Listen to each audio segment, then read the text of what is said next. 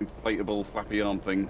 How you That'll be what he doing? calls it on Family Guy. Doing good. How you doing? Oh, I'm good. Are you looking for some That's bear? good. I'm not. I'm kind of just in the park out. I'm about to do just kind of like a storytelling thing about stories of people of San Andreas. Oh, you telling stories? Yeah, I'm a storyteller. Okay, you got a story for me? Well, I can tell you a story. Yes. I Oh, don't have I'd many like to hear stories one. yet, but I can tell you one. Yeah, let me hear one. All right. Well, here's a story that I'm probably gonna tell later. So I guess you get a sneak peek the first time I'm telling the story. Oh, I'd love to hear it. Got a All customer. right. All right, I got a storyteller. So gather round, friends. The tale of a soul most peculiar, yet most noble, whose tale seeps through the cracks of our streets and echoes in the depths of the city's forgotten tunnels. 'Tis the story of the Mole Man, a figure as strange as he is kind, who roams the alleys and avenues of this sprawling urban labyrinth. In the cold, dark womb of the city's underbelly, where the rivers of the refuse flow, and the stars dare not cast their silver gaze, a child was born, not of wealth nor fortune, but of grit and shadows. He was small and shrouded in a skin, as pale as the ghost of a moonbeam, with eyes dark as coals and sharp as a whisper in the night. He was known only as the Mole Man, for his visage bore the semblance of the burrowing creatures, and his hands were deft as a weaver, shaped by the art of survival in the land of the unseen. From those dank beginnings, Mole Man rose, not with the steel heart of the hardened, but with a tender spirit, rare as gold and thrice as bright. He walked the streets under the cover of starlight darkness, where the world above would shy away from him, their gazes shifting and voices murmuring, yet spite and shun did not seed resentment in the heart of the Mole Man. Nay, kindness grew where coldness failed to root. He lent his hand to the weary souls, be they lost in a haze of neon or slumped on a street corner, cloaked in a shroud of silence. There were times, many a number, when Mole Man would stumble upon those who repaid compassion with only sharp words or a glance that cut deeper than any blade. Yet he bore the scorn with the patience of the earth itself, for he knew that the cruelty was not born of them, but of a world that cast its harsh hand over them long before. He would wrap a tattered shawl around a shivering stranger, mend the broken wheel of a cart that was pushed without hope, or share the crumbs he found when hunger sat in his own belly. Children, wide-eyed and wary, would hear the soft shuffles of his approach, and shrink at the first sight, for the stories they whispered of the Mole Man were as crooked as the roots beneath their feet. But with a tune hung low, a tune that sang of the river's gentle trickle and the cricket's song, they would find his heart was not made of the cold dark, but of the warmth so fierce it shamed the sun. On nights when the city mourned in the rain and the lights flickered like dying embers, Mole Man would press onward, a quiet hero cloaked in the rags of anonymity. His kindness moved unseen, but left marks on the souls he touched, marks that blossomed as the tales told under barrels and shared between the lost, so that even in the glow of dawn's embrace one might find the echo of the moment's grace whispered on the wind. So, if you ever find yourself adrift in the concrete seas of this city, look closely. Beneath the hum of the engines and the blur of feet, and the space between your shadow and the light, you may just catch sight of the Mole Man, moving with the quiet strength of one who's made the depths in his home, but has found his soul in the embrace of the world above. And if you do, tip your hat, for you have not seen just a figure, but a heart so rare it mends the broken edges of the sprawling, unkind city. And that is it. Oh, that was nice. That was nice right there. Yeah. So I'm kind of scouting I out tell you places and what, stuff that's for nice. You good over thank there? you. Yeah. Kind of get people's stories and stuff and kind of telling them out into the world. Oh yeah, you write that thing. Yes. Oh, that was real good. You know, you could storytell. You know, you got that nice voice and all that kind of thing going on. You know, writing it Yeah. like it was a poem. You know, like you had my own heart or something. All right. Do you have any stories you'd like to be told? Oh. Of told out there in the world? Well, I mean, what kind of story? Anything you may have happened to you or something that you would like other people to know? Anything out there? I don't Mm-hmm. know. I mean, Maybe you like, had something like crazy happen to you, or you had an epic like adventure. oh, epic adventure, huh? I mean, this one time, I drove my old tractor down to the Sandy Show, go fill up on that farm day show, and I mean, the police didn't like me do it because the middle wheel tore up the Mm-hmm. road. They didn't like that very much. So I had to, I've been drinking a little bit, had to run away. You know what I mean? They didn't like that. They said I was, tearing up the roadway, drinking and driving and all this, that, and the other. They didn't like that one. How about that story? Okay. All right. So you drove your tractor down the road, and you're tearing up the road, and the cops didn't let that. Oh yeah, they God. didn't like that at All right. all. What's your name, fine sir? Oh, my name's Fletch, Fletch Bobo. All right, Fletch Bobo. Okay.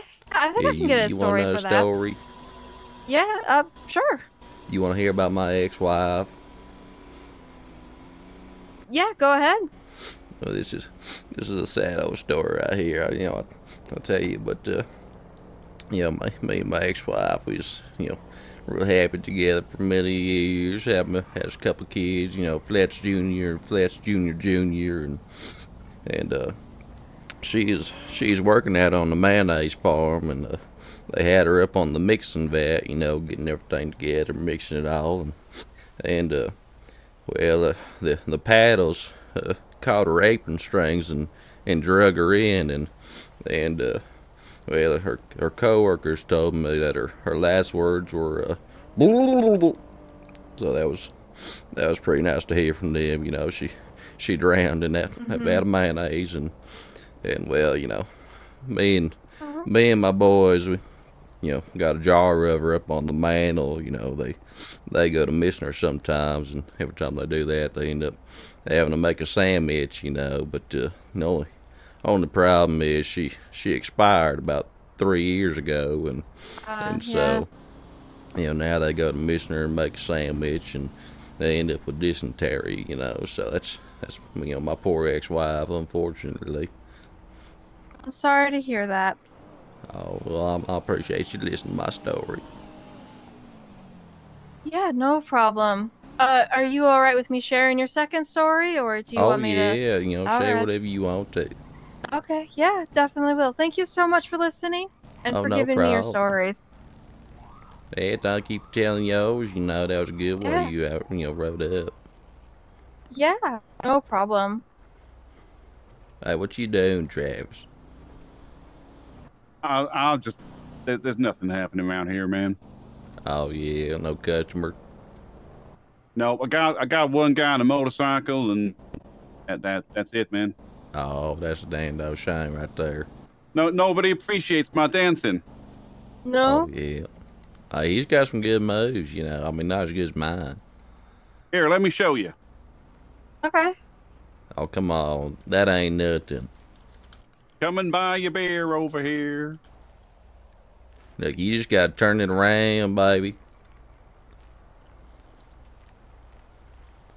You can't beat this kind of dancing right here. Look at that. Look at these moves. Oh, nice. Oh wait. Nice. Oh, yeah, you guys' moves are much better than mine. Oh yeah, what kind Mine of is moves you just got? this. Like, come Just on, show this. show us what you Oh, got. look at that. You getting it and grooving it, girl. Yeah. Uh-huh. Dance party over here. Hey, what you say your name is? Um, my name is Mystic Rae. You say Mystic Rae? Yep, Mystic Rae. Oh, that's fancy. Yeah, it is. It's my more, earthly name. I feel like Mystic in the Wind. Wait, earthly? Yeah, Are earthly. you from outer space? No, I'm not from outer space. Well, one of my wives was from outer space. Oh, Oh yeah. well, that's, pretty cool. Oh yeah, yeah. I can tell you that story too, but it depends if you got time and all. Oh, I have time in all in the world to listen to people's stories. Oh, do you now? I do.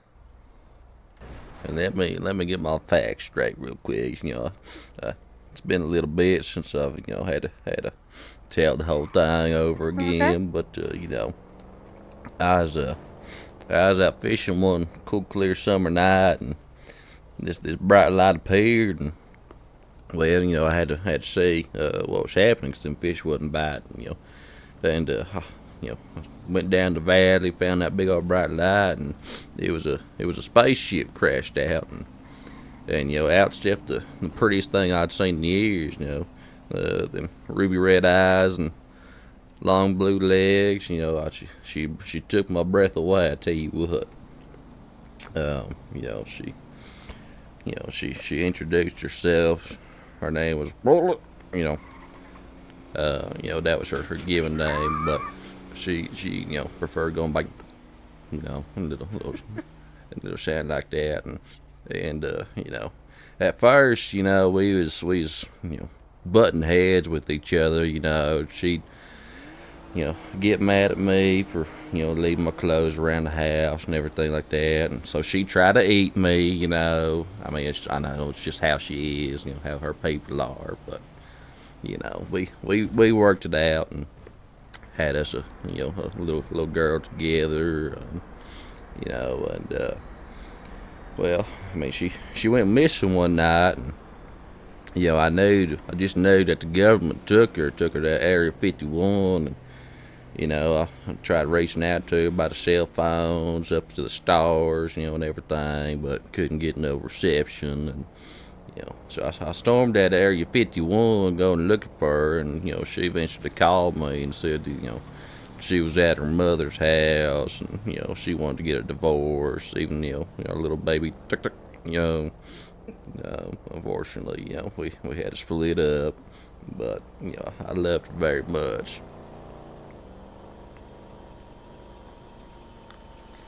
But that's the story Okay. of my fourth ex-wife, unfortunately. Okay. Yeah, that's a really good story to tell. I'm sorry that you got divorced. Yeah, me too. Yeah, I'm mostly sorry about little baby. She meant the world to me. But she's up there living with her mother and her grandma. So I get a visitor Okay. on one weekend a month at least. The Okay. story gets me every time, Fletch. Yeah, I know. It's just one of them sad stories. But yeah, that's my fourth ex-wife. Okay. Okay. All right. I could definitely make a story out of that. Oh, you can? Yeah, I can. Oh, well, glad to hear it. I mean, whatever you want Yeah. to tell, be sure, tell the world. Mhm. That's fine. All right. I'll tell the world, Mr. Fletcher. Okay, well, I appreciate you, Mystic Rae. Yep. All right. So I'm gonna continue scouting for where I want to set up. I do see that you're kind of set up right across the way. You want to sit up here? That's fine too. The more the Okay. merrier. Yeah, I'm thinking about set up right across the way then, more in the tree area, the lights. Oh, you like having that earth under your feet. I do, yes. You see, I sell that grass too. For them people down there in the city, sell the grass to them. So they get a little bit of that feeling of the earth under their feet. With all that Yeah. asphalt and stuff down there. Mm-hmm. Yep, there is a lot of asphalt. Yep, yep. All right, I'm gonna leave you to it. I'm gonna get set up. Okay, You, well, you want a appreciate beer you. to see you through? No, thank you. Need to be sober for my storytelling. It's Okay, warm. fair enough. No, well, thank you for the offer. All right, man. I will All right. appreciate you. Yeah, no problem. Yeah, let's park up here. I want to hear some stories.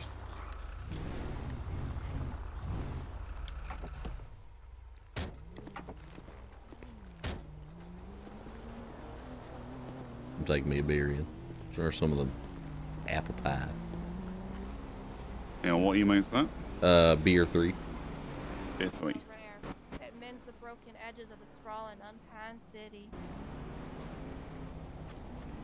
That is the tale of the mole man. Yeah, Wow, man, it's great, man. I liked my life when I didn't hear that story, I think. Hey, what's going on, man? Well, what even That's happened? crazy, man. It's a crazy story, man. I love that, man. It's crazy. You're incredible, man. You're incredible. All right, I This guy's do have blocking another my story if y'all want to stick around. Story. Give me that story, man. All right. You, man. It's crazy. Can't you hear that one, Oh, man? she a good storyteller, tell you Sort what. of. Hey, nuts, man. All right. All right, another story. On a dusk evening.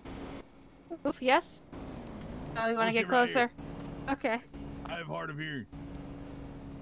you're good. I'm great. All right, on I'm a Blake. dusk. Hi, Blake. It's nice to meet you. Nice I'm to gonna meet go you. ahead with another story. Yeah. All right. On a dusk evening, Fletcher, a quiet farmer with an enigmatic air about him, set out to take his ancient creaky tractor for a spin around the perimeter of his sprawling fields. The tractor, lovingly named Rust Whisperer, having passed down through generations, it bore stories of toil and triumph. Its green paint had faded, and gears groaning like old secrets being stirred awake. The moon was high, casting a silver glow that turned the country road into a glistening path. Fletcher, unaware of the unusual hum beneath his seat, drove with a trance-like focus, his mind drifting into the folklore he grew up with, the tale of spirits that roamed the woods and whispered to those who listened. Tonight, however, it seemed as if the air itself had a What is that pulse, emote? thrumming Sit with for. energy. Without knowing, the worn wheels of the Ruspus were dug deep into the road, leaving behind jagged, claw-like scars on the tarred path. Fletcher's gaze was fixed ahead, where the road twisted into a shadowy tunnel framed by towering oaks. Unbeknownst to him, the song thrum had grown into a metallic song, ancient and urgent, carried on the wind to the nearby town.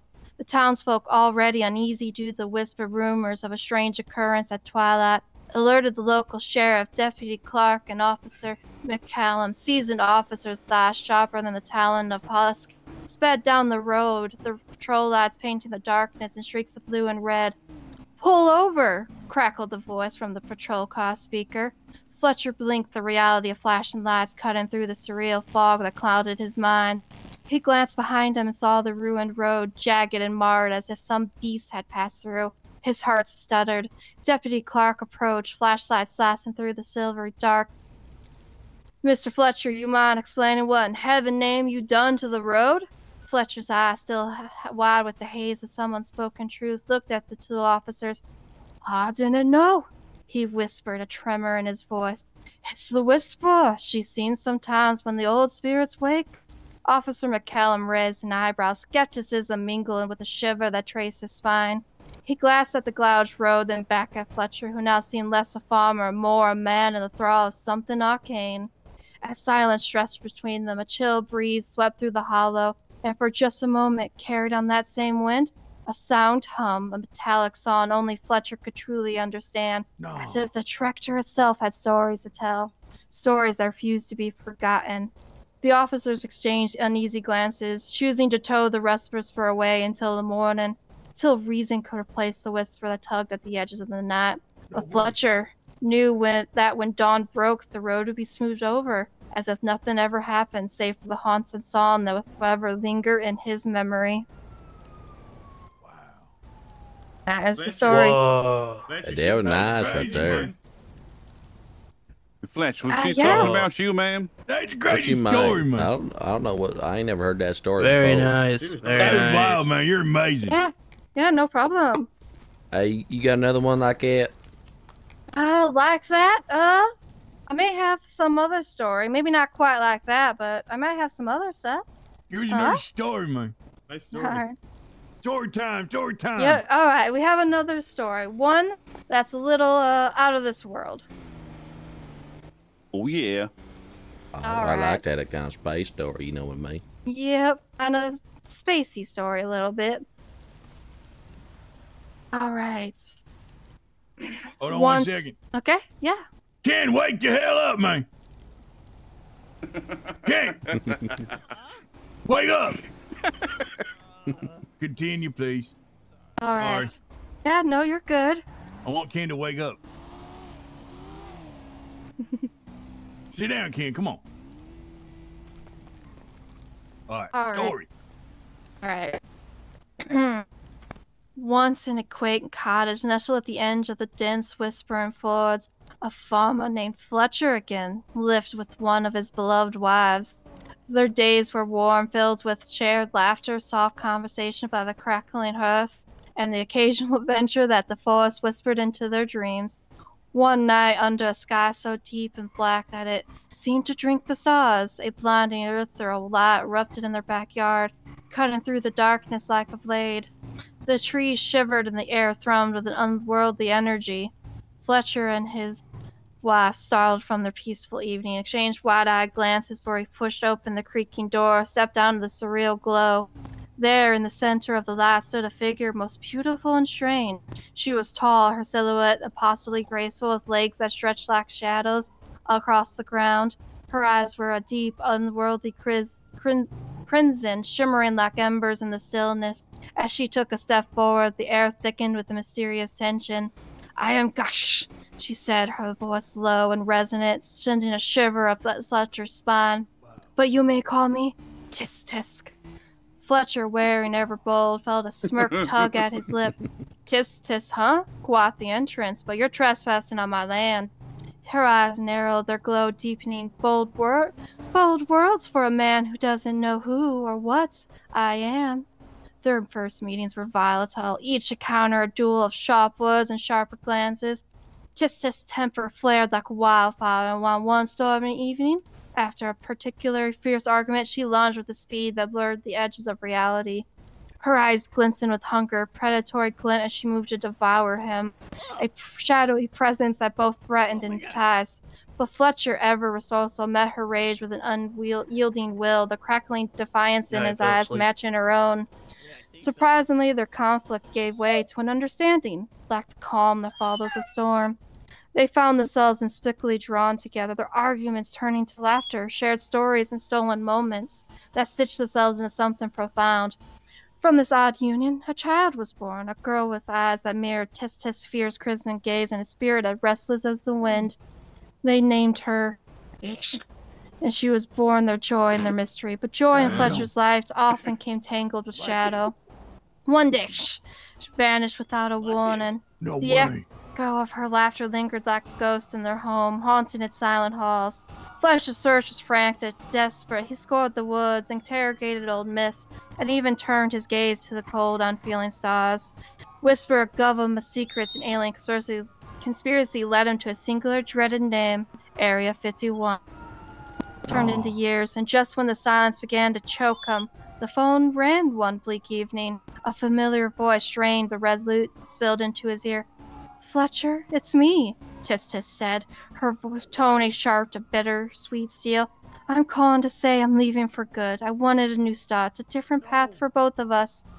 The divorce was quick, the papers clinical and cold. Tis' shadow, once so vivid and powerful, faded from his life, leaving behind only memories and questions that twisted his mind like old roots.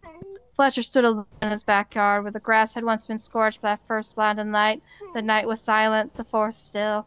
He stared in the darkness, searching for any trace of that wild, fierce presence in the daughter who once danced at the edge of the stars. No way, man. No That way, is the man. story. No way, man. Wow. You know, She I can't bet go, you she man. shot a laser of love right through his heart. Yep. She can't go, man. That was There's no beautiful, way. man. Oh man, you're good. No way, That was a man. sad story right Yeah. She can't go, man. No.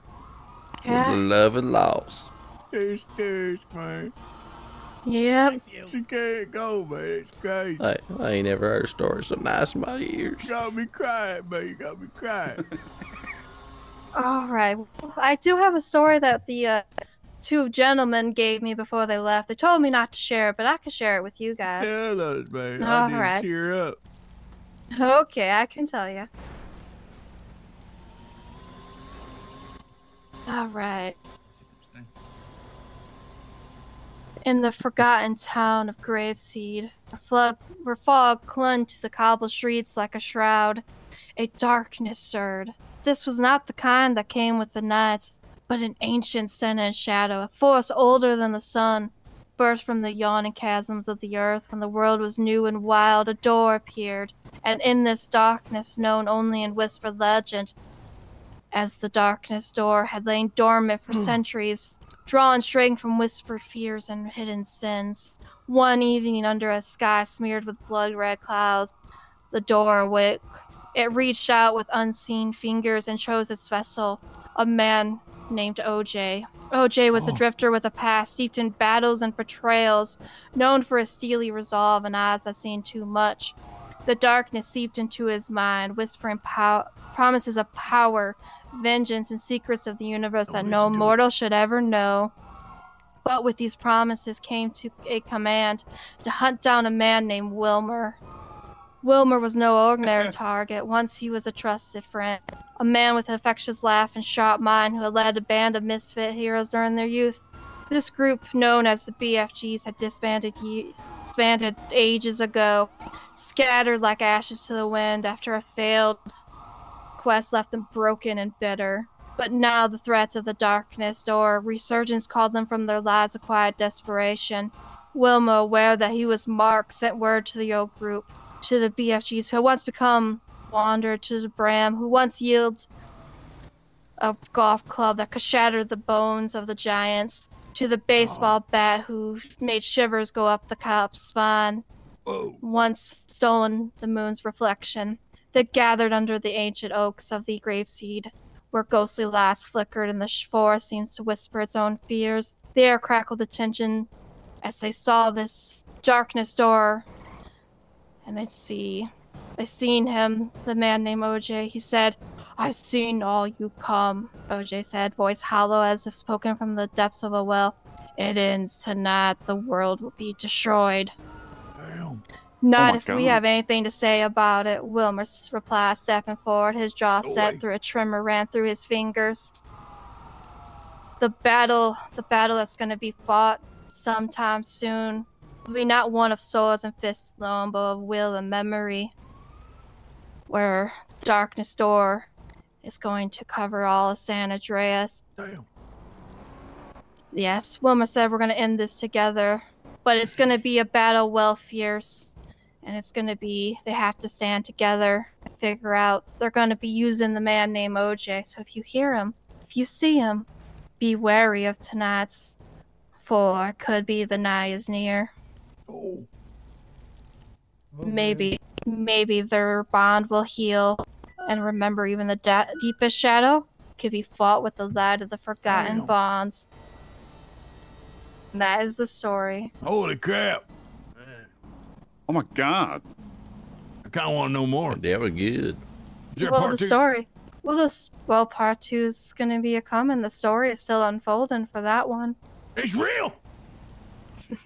It could very well There's no be. way They it's were real, all man. real. Ken, did you hear the man? It's real. What? I just woke Whoa, up. man. Huh? Maybe you weren't sleeping, man. I'm sorry, I'm sleepy.